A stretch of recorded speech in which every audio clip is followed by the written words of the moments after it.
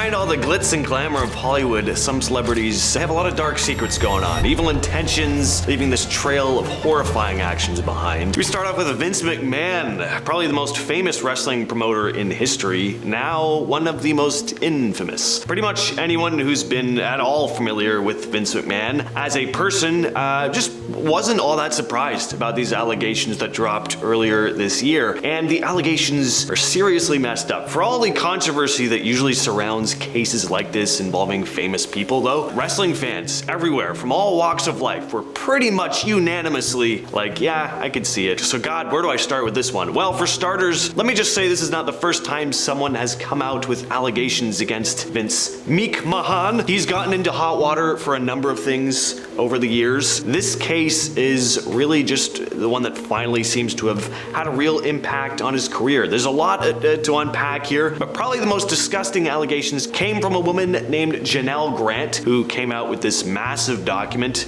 outlining all these awful things McMahon did. McMahon had offered Grant a job at WWE, but incredible mistreatment followed, with McMahon having her perform favors for him and other staff at the company in order to keep her job, and these favors are sickening. Then in 2022, McMahon had pressured her into signing a non-disclosure agreement before leaving the company. She was also to receive $3 million from him in order to stay quiet.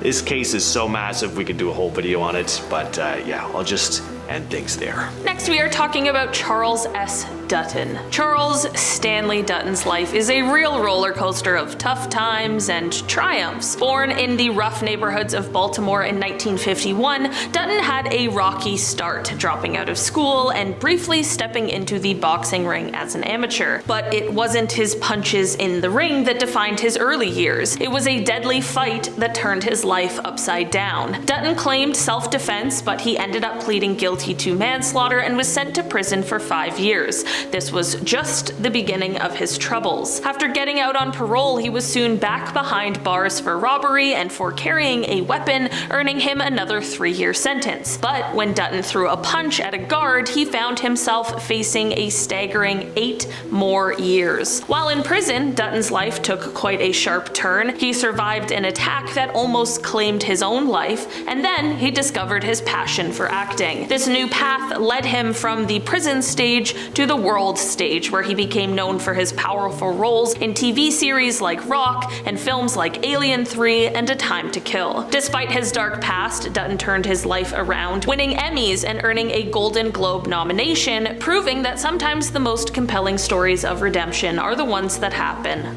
off-screen. Ezra Miller, once again. Where do I start? I don't know how Miller hasn't ended up in jail yet. He started becoming pretty obvious that there was something up with Ezra when that video came out in 2020 where he grabbed a woman by the neck and then forced her to the ground. People were like, the hell was that about? Was that a skit or something? Then there was all this stuff going on in Hawaii. Miller got into all these arguments and altercations with people, seemingly at random, then was arrested after throwing a chair which hit a woman in the head.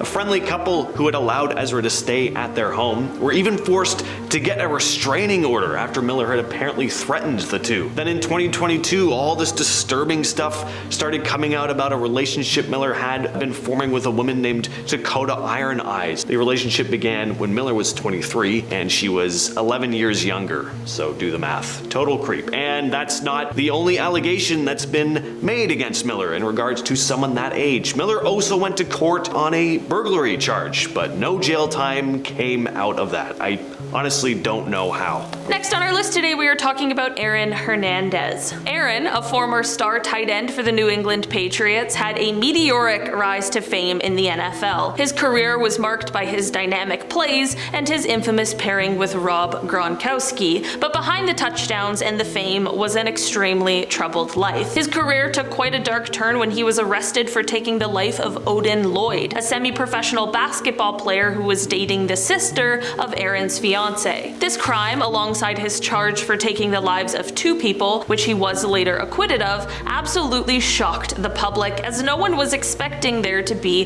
this dark side to him. Just days after the acquittal came, Aaron was found in his cell, having taken his own life, a very dark ending to this chapter of crime. Aaron's story definitely did not end here, as his medical examination after death revealed something no one knew. His posthumous diagnosis of severe chronic traumatic encephalopathy, now more commonly known as CTE, has sparked debates about the impact of repeated head injuries on behavior, highlighting a very tragic side of professional football that's often hidden from the cheering crowds. Allison Mack, you might remember her from Smallville, if you've been living under a rock since the 2000s, that is, because now she's most famous for being a member of the infamous NXIVM cult. NXIVM was promoted as this self-help group offering personal and professional development workshops, but everything came to light about how messed up this place actually was. It was a full-on cult led by a man named Keith Raniere. Members were manipulated, exploited, and subjected to various forms of torment, and Allison Mack played a big role in the group. She was a high-ranking member who recruited women into the secret subgroup within the cult called DOS, Dominus Obsequious Sororium. And DOS women were branded with Raniere's initials and were blackmailed, having to give Raniere all this personal information about themselves and illicit photos, which he would hold on to as collateral. In 2018, Mack was arrested and charged for her role in the organization. She admitted to manipulating women into becoming part of DOS and taking advantage of them. In 2021, Allison Mack was sentenced to 3 years in prison, along with a $20,000 fine. $20,000 and 3 years in jail for that. Pretty lenient, but she cooperated with authorities and helped get Raniere behind bars, so I guess there's that. Next, we are talking about Salman Khan. Often hailed as one of Bollywood's biggest stars, Salman had fame not just for his films, but also for his sort of bad boy persona. In 2002 is when things really started to turn and his name hit the headlines for all the wrong reasons. He was arrested after his car hit and ran over 5 people in Mumbai, leaving many injuries and sadly 1 person dead. Initially, he was convicted on charges relating to the incident, but on appeal, his conviction was actually overturned, which led to quite a media frenzy and a ton of debate. But this was not the end of the story. In 2018, Salman found himself in hot water again, this time for hunting a black buck, a protected species of antelope, with the crime taking place while he was shooting a movie in 1998. He was sentenced to 5 years in prison, but after quite the whirlwind of legal proceedings, he ended up out on bail pending an appeal. Khan's controversies extend beyond the courtroom. His relationships and personal life have been constant for the tabloids, particularly his turbulent relationship with an actress, which ended amid accusations of harassment. Next up, we have Gary Glitter. If you're like me and, weren't really an adult around 1999, you've probably never heard of this guy, and that's because the music industry has really tried to distance themselves from him as much as possible. Gary Glitter is now in prison once again, and he's been in and out a number of times, and the fact that he's gotten as many chances as he has, it's pretty infuriating. But he used to be a singer. He was big in the 70s and 80s. In 1999, though, Glitter was charged after some incriminating stuff was found on his computer. You don't need to be a rocket scientist to figure out what that stuff probably was. Basically, this guy is just a complete sicko. At the same time all this was going on, he was also charged for adult activity with someone who it was illegal to be doing so with, but he was acquitted of that because it happened back in the 70s. He was then deported from several countries because he tried traveling across the globe to continue his career as an absolute people creep. He'd been in and out of court repeatedly, all for very similar, despicable offenses, but it wasn't until 2015 that he actually received a serious punishment, 16 years in prison. But he was eligible for parole in 2023 and got it. He just recently landed himself back in prison though, because what do you know, he went right back to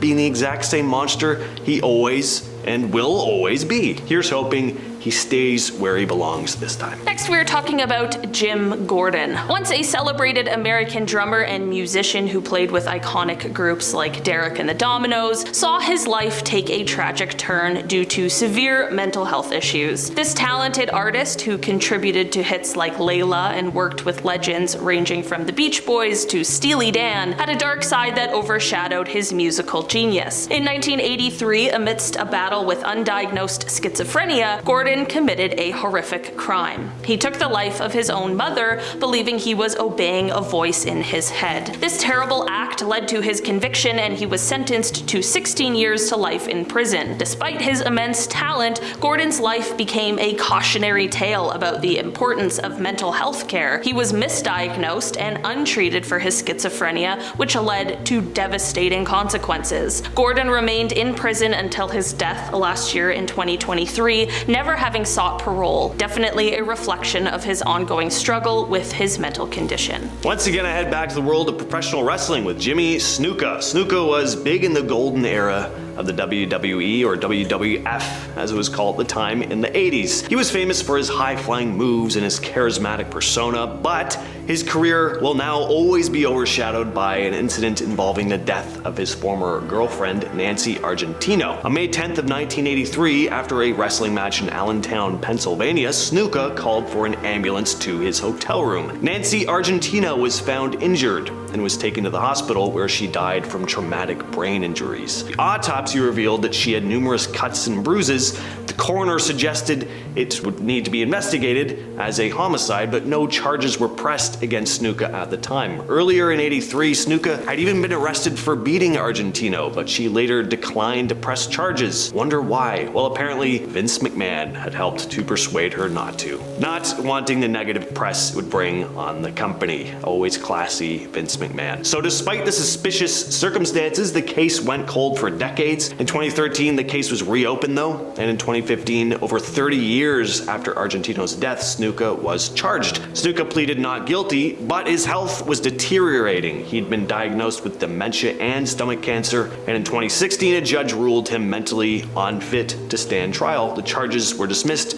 in early 2017, and Snuka died later that month. And finally, closing out our list today, we are talking about Claudine Longuette, a once celebrated Franco-American singer and actress from the swinging 60s and 70s, found herself in a chilling plot twist worthy of a Hollywood thriller. Born in the romantic streets of Paris, Claudine charmed her way into America's heart, marrying crooner Andy Williams and hobnobbing with the Kennedys. But her star-studded life took a dark turn in 1976 when she fatally shot her boyfriend, former Olympic skier Vladimir "Spider" Sabic, in Aspen, Colorado. The incident, which Claudine claimed was an accident during a demonstration of the gun's mechanics, led to her conviction. The case, draped in celebrity and scandal, captured the public's fascination. Claudine served a very brief, very controversial sentence of 30 days, choosing to serve mostly on weekends, which was a decision that sparked outrage,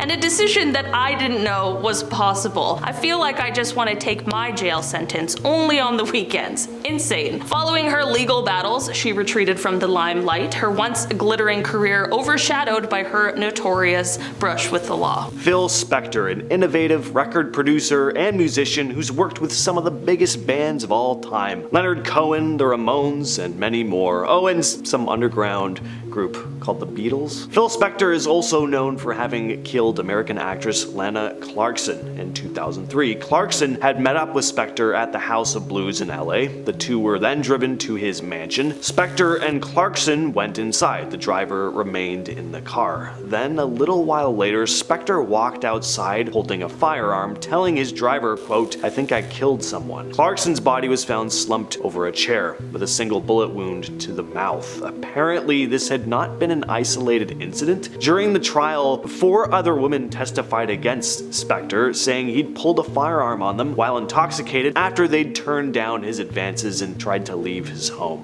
On May 29, 2009, Spector was sentenced to 19 years to life and died in prison in 2021. Next on our list, we have Johnny Lewis, best known for his role as Half-Sack Epps on Sons of Anarchy, and for the fact that from 2005 to 2006 he was was in a very public relationship with pop sensation Katy Perry. Although Lewis did have a history of substance abuse, no one ever thought he would be capable of doing what he did on September 26 of 2012. He beat and killed his 81-year-old landlady, Catherine Davis. After the incident, he went up to the roof of his building where he got into an argument with two men, during which he fell off of the building onto the sidewalk below and died on impact. When police conducted their investigation of the killing and Lewis's death, they found no clear motive as to why Lewis would have done what he did. Not only that, but when they tested his blood for substances, they found out that he was completely sober at both the time of the killing and the time of his own death. The incident happened just after the young actor had been released from jail 5 days prior on September 21st, where he was serving time for charges of attack with a deadly weapon and burglary. Why things escalated the way they did, we may never know. Chris Benoit, I'll probably be getting some heat for this one. I'm sure pro wrestling fans are very familiar with the case of Chris Benoit, said to be one of the best wrestlers of all time. Now, I know something had obviously changed in Benoit. He'd suffered multiple concussions, and tests were done on his brain after his death that showed it resembled that of an 85-year-old Alzheimer's patient. He was also in a really bad place after Eddie Guerrero's death about a year and a half before. So I'm not actually saying Chris Benoit was evil.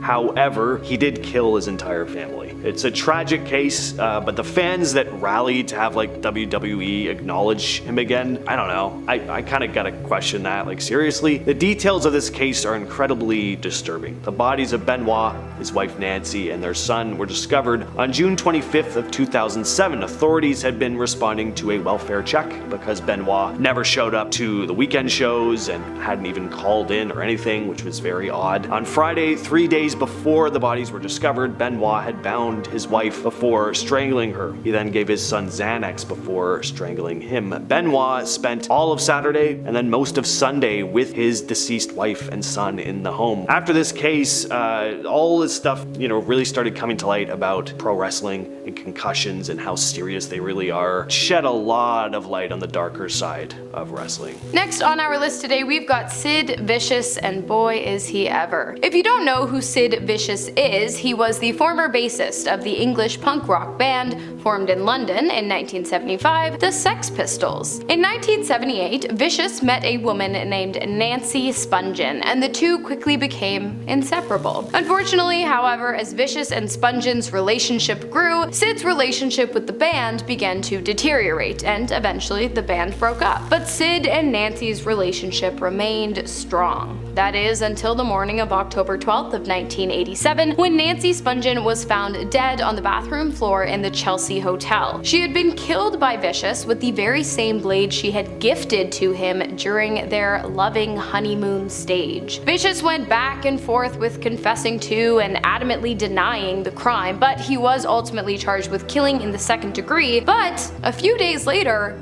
he was released on bail. Different times, I suppose. Paul Kelly. He was in movies from 1919 to 1957. It's kind of crazy to think he was doing movies for so long, because in 1927, he killed a fellow actor named Ray Raymond. Not a famous actor. He only got to work in a couple very early movies because he died. Ray Raymond had been married to an actress named Dorothy McKay, and apparently she'd been having an affair with Paul Kelly. On April 16th of 1927, an intoxicated Kelly approached an intoxicated Raymond. The two started to argue about Kelly's relationship with Raymond's wife. Things quickly got physical, and Paul Kelly ended up beating Raymond to death. Kelly was apparently considerably bigger. Paul Kelly was sentenced to up to 10 years at San Quentin, but only ended up doing 25 months. He was released on the condition that he couldn't get married for 18 months, okay? And that he'd have to work as a grocery clerk, only making $30 per week. He worked as a clerk for a bit, but managed to convince his parole officer to allow him to work on Broadway again, with the deal being he'd still only be able to make $30 per week. Here's the really insane part though.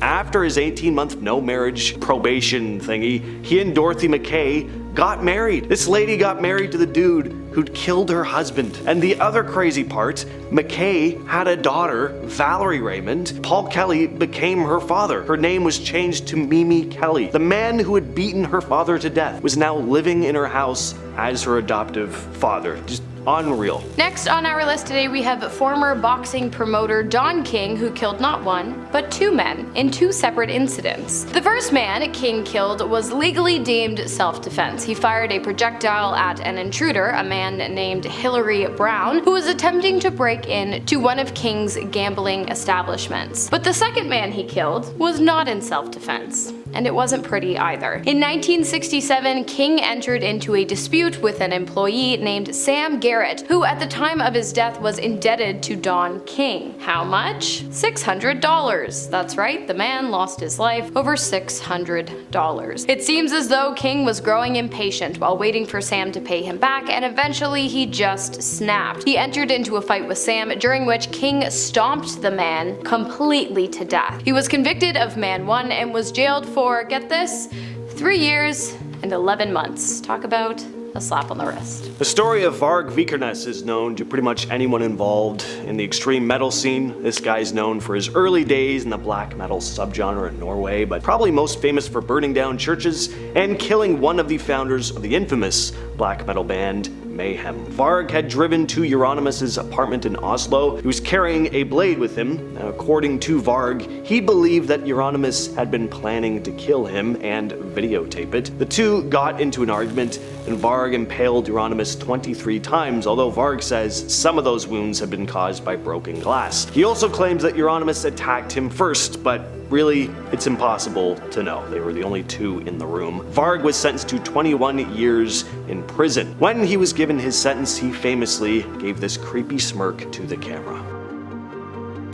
Next up, we have none other than Caitlyn Jenner, who in the span of less than a year killed someone and then went on to be awarded Woman of the Year. Make it make sense. In February of 2015, Jenner's SUV rear-ended a white car being driven by Kim Howe, an actress and animal rights activist, causing it to fly out into oncoming traffic. Kim's car was then struck by a Hummer, a collision that badly injured passengers in both vehicles but ultimately claimed the life of Kim Howe. After the incident, Jenner volunteered to have her blood drawn for a sobriety test, which she did pass, but she claimed that the accident was caused because of paparazzi, which she told police had been chasing her at the time, although authorities believed that to be a lie. After the incident, Jenner released a blanket statement of remorse. However, the stepdaughter of the deceased claims that Caitlyn never actually apologized to her or any of Kim's family members directly for her role in Kim Howe's death. Months later, in October of 2015, Caitlyn Jenner was awarded Woman of the Year and given the title All-American Hero, which, if you ask me, is All-American BS. Michael Jace, an actor known for his role in the TV show The Shield, ended up